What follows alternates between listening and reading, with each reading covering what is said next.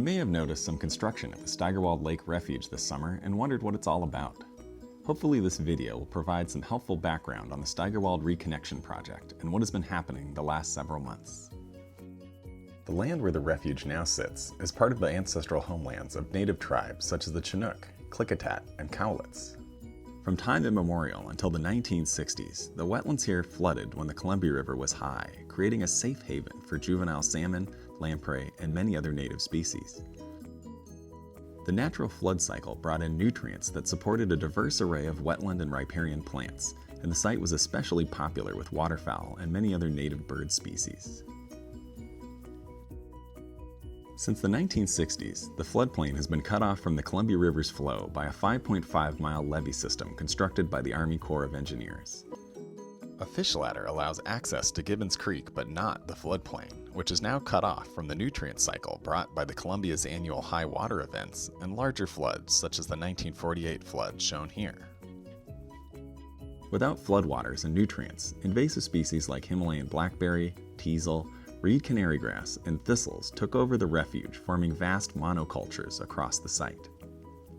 Although the levee system protects the port and other properties from the Columbia River floods, it has difficulty dealing with the flooding from Gibbons Creek, which empties into the refuge floodplain and threatens SR-14 and the port of Camas-Washougal's industrial park with flooding. To address these problems, work has begun on building 2 new setback levees. The new setback levees allow for the removal of over 2 miles of existing levee while still protecting critical infrastructure near the refuge. When completed, these new levees will also allow Gibbons Creek to drain directly into the floodplain and river, which not only restores passage into the site for lamprey and salmon, but also eliminates the need for the port to pump its floodwaters. SR-14 is also being raised to the Columbia River's 500-year flood level, thus protecting it from future Columbia River floods.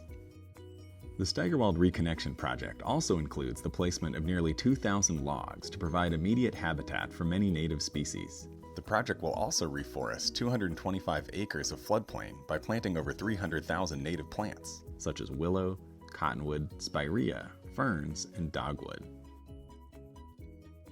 Of great interest to many of you, the project will greatly improve recreation opportunities at the refuge by reconstructing its trail system. Specifically, the project will install 2 new bridges, lengthen the trail system by 1 mile, and increase parking capacity by 50%. Along the way, project staff are carefully salvaging existing art pieces so they can be reinstalled during the construction of the new trail system. There is a lot going on this summer and next to prepare the refuge for being reconnected to the river for the first time in over 50 years, and to improve the recreation experience for you and the thousands of other people that value this place. Keep up to date on this project this year and next by visiting the website Refuge 2020 and get ready to visit the new and improved refuge in early 2022. In the meantime, thanks for your patience.